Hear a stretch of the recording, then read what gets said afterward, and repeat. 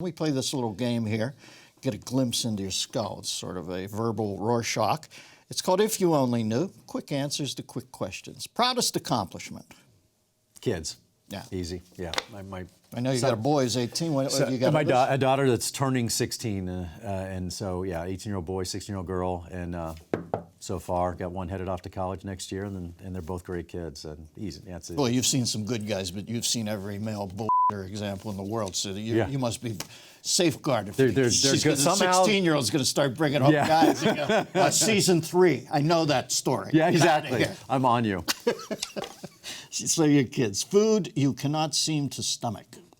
Spicy. Thai. Can't do it. Really? Yeah. And I'm going to throw Indian in there. Something that scares you.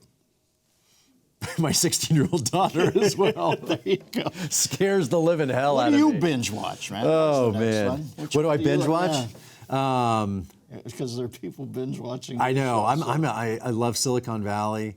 I was going to watch that, and I have not seen it. Is it worthwhile? Yeah, I'm in on it late. I know, but yeah, I'm so in on it. I know it's Mike Judge, right? Yeah, and I heard a line the other day from the first season that just dropped me. I said, I've got to watch that show if that's how clever it is. Somebody said, I don't want to live in a world where I'm not the guy who makes the world worthy of living in.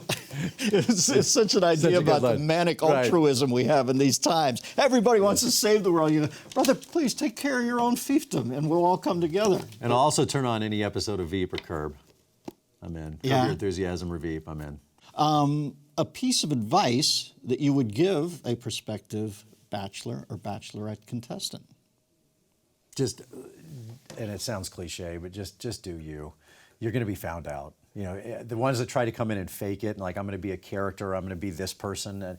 And just like in life, we will figure you out and we will find you, and you will be shown. And that's one of the great things about the producing of the show and how long you're on. Like, you can fake it for a while, but eventually you'll be shown. Has there ever been a cat right out of the box who you thought, oh, what a drip, or a charlatan, or an insipid man who proves himself to have more than that? Yeah, it happens all. I mean, it's pretty fascinating. I mean, that's one. I mean, I love the show for many reasons, but just the psychology of it all, and watching these people go through this extraordinary circumstance, it's fascinating.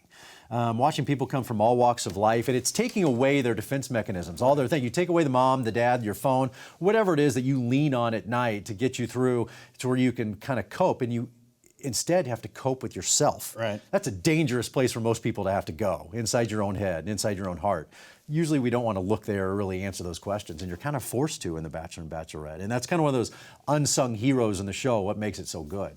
Someone you wish you could switch places for a day. Who's somebody who you... I would tap Jim Nantz on the shoulder.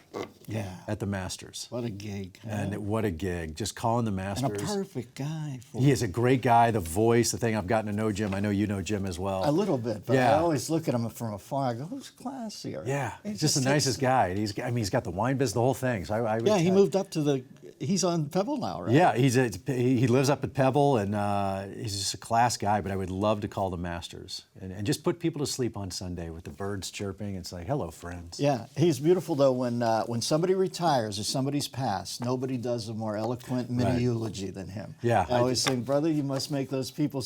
I always said, I'm a sick guy, too, and I think of those things. I'm like, okay, Jim Nantz or Bob Costas, I want to come in and like deliver my eulogy, because no matter what, they're just going to make you seem cool. Secret talent. What don't we know about Harrison?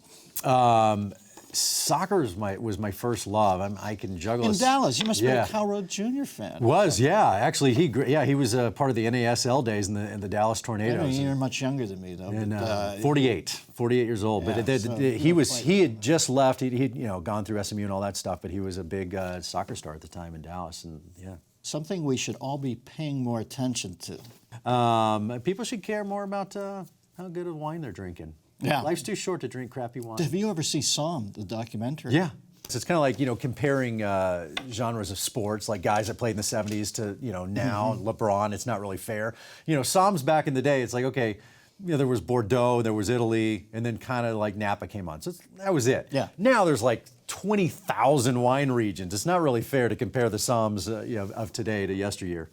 Give me a funny, strange fan encounter. To me, it's the sports guys. Like, I'll be somewhere and it'll be, like I was walking through something and, Dan Jansen, I'm Dan Jansen, I love your show. I'm like, Dan, like, the Olympic speed skater, and guys like, and I told this story on NFL Films, but I was sitting around at this golf event, and this guy is like, "Hey, you're Chris Harrison. I love the show," and he's like, "Dwight Clark," and I'm like, I was like, and I go, "You son of a bitch." And he goes, "Cowboy fan?" I said, "Die hard." I said, "You ruined my childhood. Thanks, man." And so he's like, "Can I buy you a beer?" I said, "It's the least you can do." But people like that, where you don't see it coming, or Clint Eastwood, we're like, "I watch your show," and I'm like, "Wow, really?"